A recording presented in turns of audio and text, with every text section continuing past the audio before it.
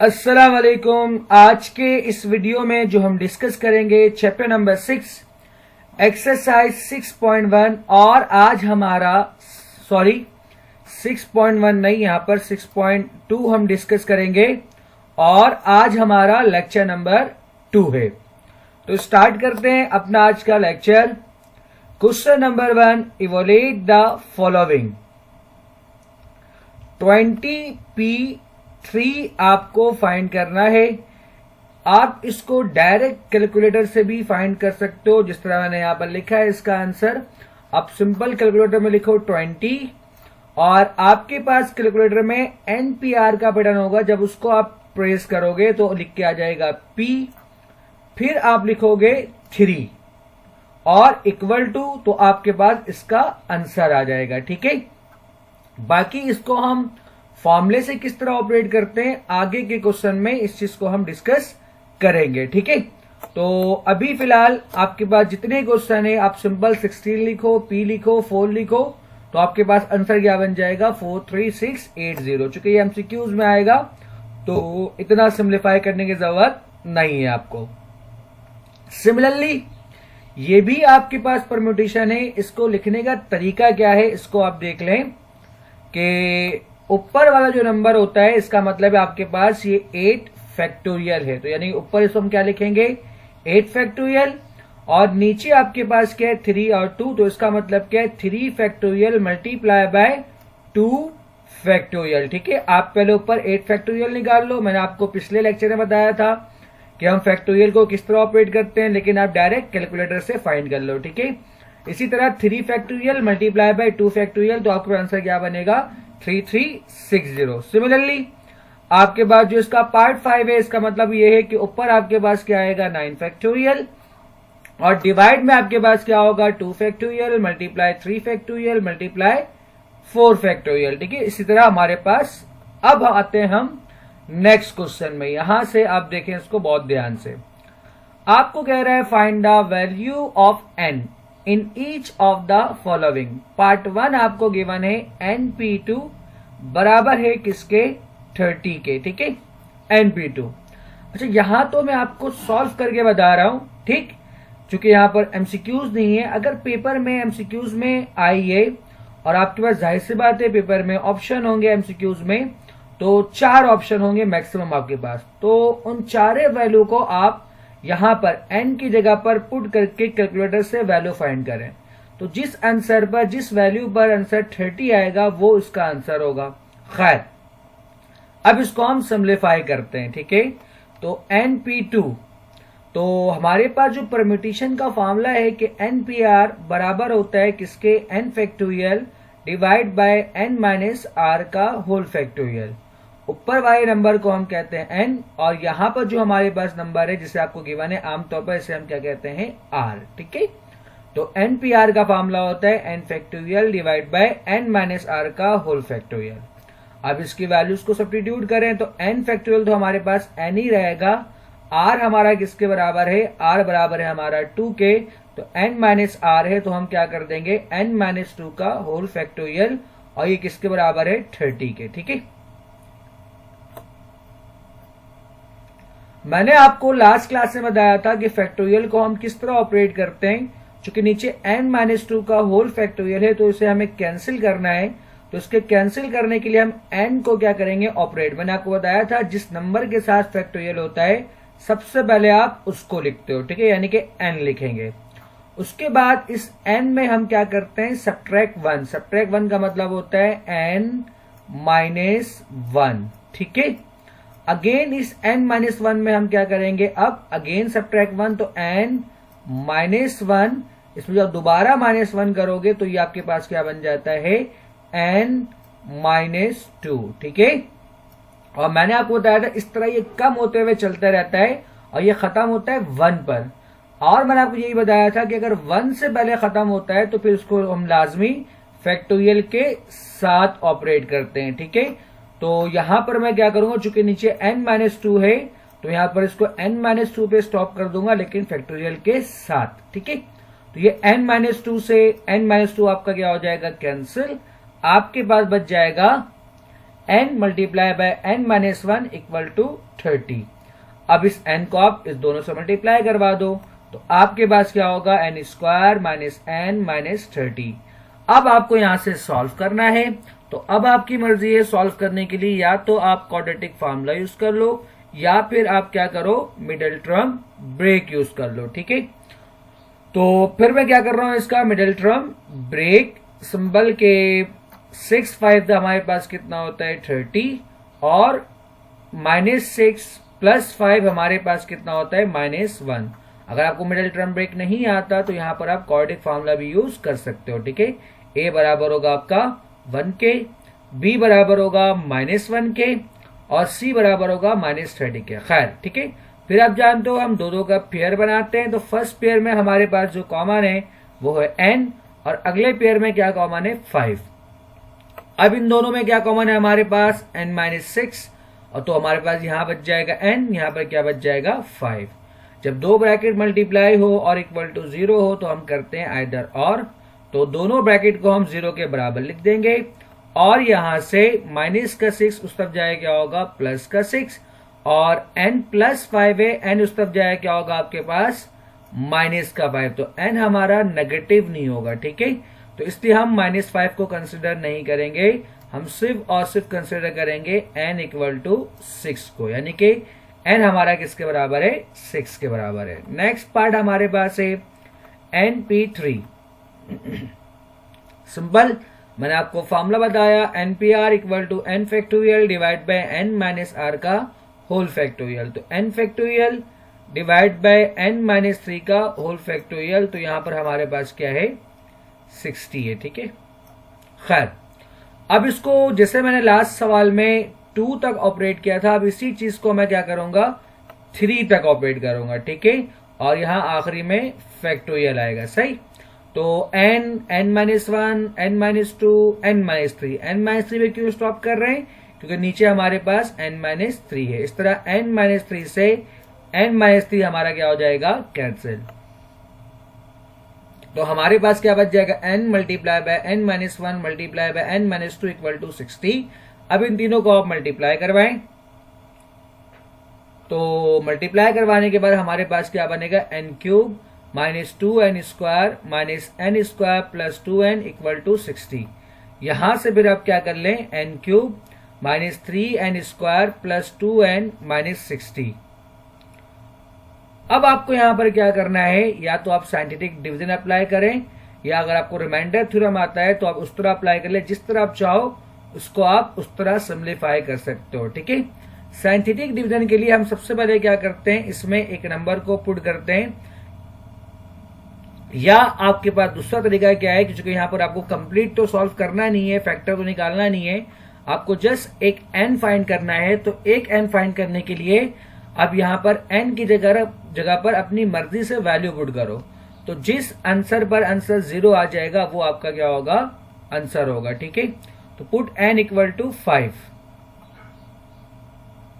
हम 5 पुट करते हैं तो हमारे पास आंसर क्या आता है 0, तो 5p3। ठीक है,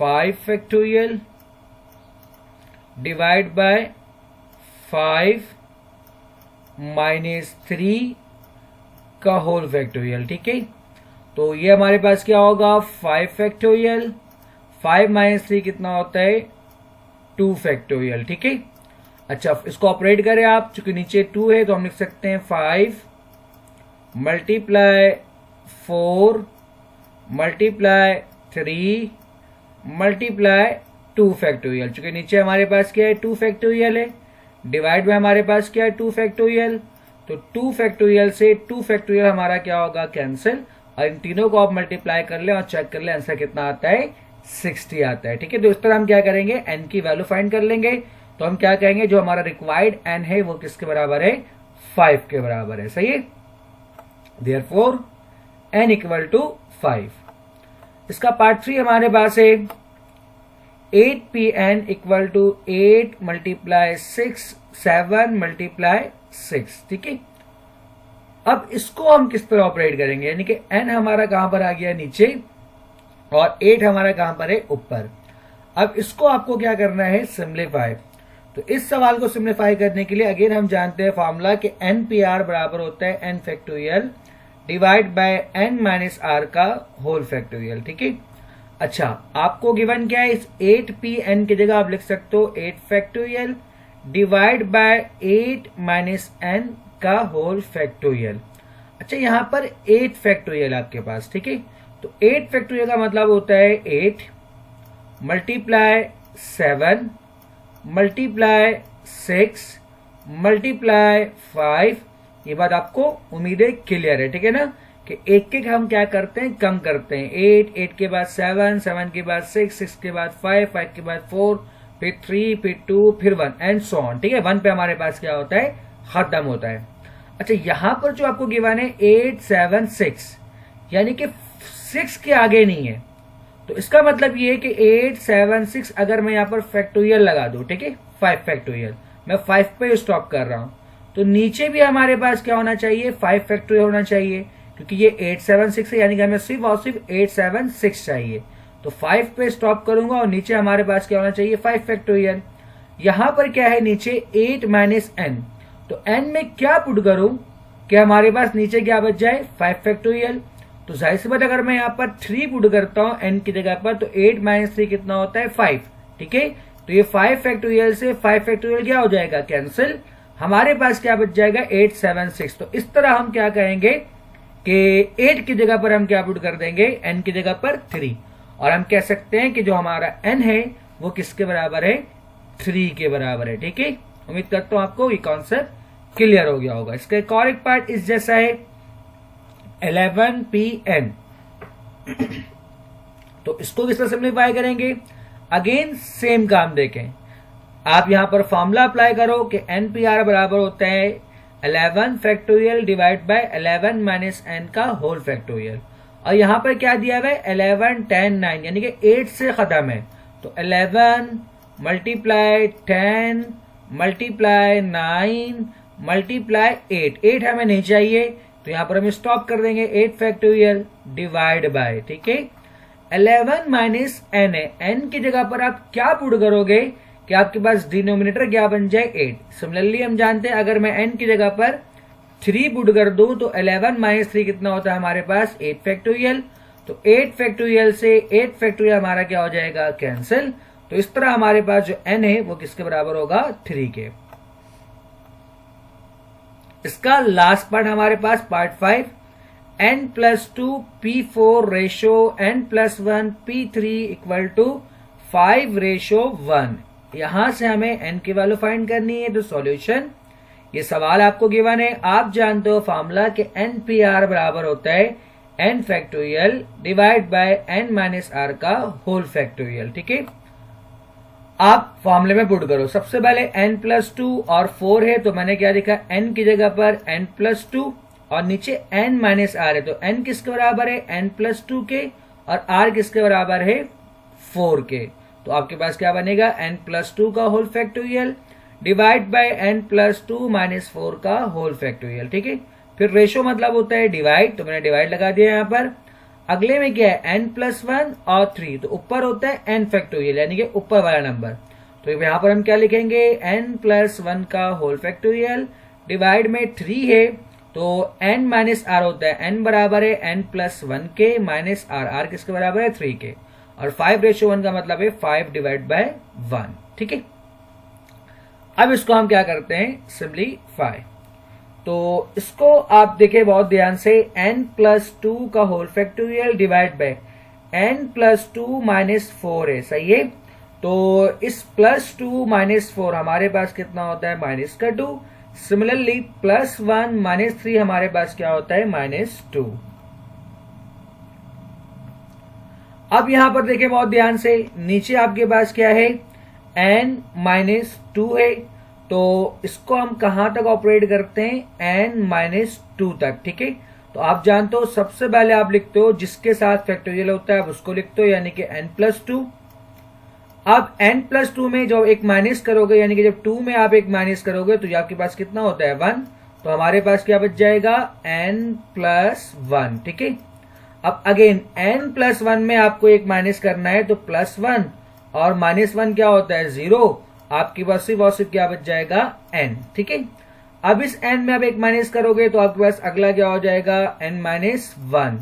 अब अगेन इस 1 में आपको एक माइनस करना है, तो -1 और -1 कितना होता है, ये आता है -2। तो ये हमारे पास क्या होगा n-2। चूंकि नीचे n-2 है तो हम यहीं पर स्टॉप कर देंगे, और जब 1 से पहले स्टॉप करते हैं तो फैक्टोरियल के साथ, जैसा कि आपको यहाँ पर दिख रहा है। सिमिलरली सेम काम यहाँ से n+1, उसके बाद n-1, n-2, इस तरह ये आपके पास क्या हो गया कैंसल। ठीक है, और आप जब डिवाइड से मल्टीप्लाई करते हो, डिवाइड से जो हम मल्टीप्लाई करते हैं, अच्छा मैं अगले स्टेप पर कैंसिल कर रहा हूं, वैसे आप यहां भी कर सकते हो, कोई फर्क नहीं पड़ता। जब हम डिवाइड से मल्टीप्लाई करते हैं तो आप जानते हो कि हम बाद वाले को क्या करते हैं रेसिप्रोकल। तो n-2 से n-2 ये आपका कैंसिल हो गया। इसी तरह n-1 से ये n-1 कैंसिल हो गया, n से ये n कैंसिल, n+1 से ये n+1 आपका क्या हो गया कैंसिल। आपके पास सिर्फ और सिर्फ क्या बच गया n+2। ये प्लस का 2 है, उस तरफ जाएगा क्या होगा माइनस का 2। तो इस तरह आपके पास 5-2 आंसर कितना आता है 3। ठीक है, नेक्स्ट पार्ट आपके पास, अच्छा ये लास्ट पार्ट है आपके पास पार्ट 6 के np4 ratio n-1 p3 = 9:1। Same काम सॉल्यूशन के बाद अब एक बार क्वेश्चन को कॉपी कर दें, और अब हम क्या करेंगे फॉर्मूला अप्लाई करेंगे, यानी कि NPR बराबर होता है n factorial divide bye n-r का होल फैक्टोरियल। पहले तो हमारे पास NP4 है, मतलब n ऊपर n ही आएगा, और नीचे 4 है तो n-4। ठीक है ना, n-r होता है डिवाइड बाय, अब n-1 है ऊपर, तो यहां पर हम क्या लिखेंगे n-1 का whole factorial divide bye n-r होता है, तो n किसके बराबर n-1 -3 का होल फैक्टोरियल = 9/1। अब आपको क्या करना है सिंप्लीफाई, तो उसको मैं लिख सकता हूं n × n-1 का होल फैक्टोरियल, और ये -1 -3 हमारे पास कितना होता है -4। सही, जब डिवाइड से आप मल्टीप्लाई करोगे, अच्छा इसको मैंने डायरेक्ट कैंसिल कर दिया, खैर आप इसको मजीद एक स्टेप और सिंप्लीफाई कर सकते थे। ठीक है, अच्छा इसको मैं n-1 तक क्यों किया, क्योंकि आपको दिख रहा है यहाँ डिवाइड में n-1 है, इसको मैं लिख देता हूं n-1 का होल फैक्टोरियल। हमें पता है जब ये डिवाइड से हम मल्टीप्लाई करेंगे तो ये वाला जो है हमारे पास क्या होगा रेसिप्रोकल होगा। तो यहाँ -1 -3 ऑलरेडी हमें दिख रहा है कि -4 होगा, जैसे यहाँ पर आपको बस दिख रहा है, और ये n-1, तो इस वाले को मैंने क्या किया n-1 तक ऑपरेट किया। डिवाइड में हमारे पास क्या है n-4 का होल फैक्टोरियल, और जब इस डिवाइड से आप मल्टीप्लाई करोगे तो आपके पास यहां पर क्या बनेगा n-4 का होल फैक्टोरियल, और ये ऊपर वाला क्या होगा नीचे, यानी कि n-1 का होल फैक्टोरियल। इस तरह ये n-1 से n-1 कैंसिल, 4 से 4 कैंसिल, आपके पास सिर्फ क्या बच जाएगा लेफ्ट साइड पर n, और राइट साइड पर हमारे पास क्या है 9। तो उम्मीद करता हूं आज का लेक्चर आपको समझ में आया होगा। अगर आपने चैनल को सब्सक्राइब नहीं किया है तो आप चैनल को सब्सक्राइब कर लें, ताकि मेरी वीडियो आप तक बआसानी पहुंच सके। वीडियो देखने के लिए शुक्रिया, अल्लाह हाफिज।